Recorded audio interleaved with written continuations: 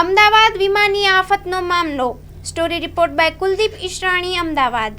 12 જૂને જે દુઃખદ દુર્ઘટના બની AI-171 અમદાવાદથી લંડન જતી એર ઇન્ડિયાની ફ્લાઇટ જે આપણા હોસ્ટેલ એરિયામાં IGP કમ્પાઉન્ડમાં ક્રેશ થઈ અને એના પછી જે મૃતકની ઓળખ વિધિ જે થઈ જેને DNA મેચિંગથી કરવામાં આવી અને 260 મૃતકની આઈડેન્ટિટી કરી અને દરેકે દરેક પાર્થિવ દેહને એમના સ્વજનોને સન્માનપૂર્વક સિવિલ તરફથી આપી દેવામાં આવેલો. જ્યારે પાર્થિવ દેહ આપતા હતા ત્યારે અમારા તરફથી એમને એક જાણ કરવામાં આવતી કે ભવિષ્યમાં જો કોઈ એમનું કોઈ બીજું અંગ DNA મેચ થાય તો શું આપ લેવા આવશો?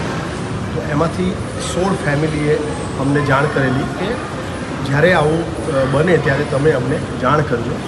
એ રીતે અમે 16 ફેમિલીને જાણ કરી, જેના દ્વારા 6 ફેમિલીએ ગઈકાલે એમના સ્વજનના કથિત બીજા અંગો જે DNA મેચ થયા હોય તે લઈ ગયા છે અને બાકીના 9 લોકોએ એવી કન્સેન્ટ આપી છે કે આપ સન્માનપૂર્વક સિવિલ હોસ્પિટલ તંત્ર તરફથી એ અંગોની વિધિ કરી દેજો.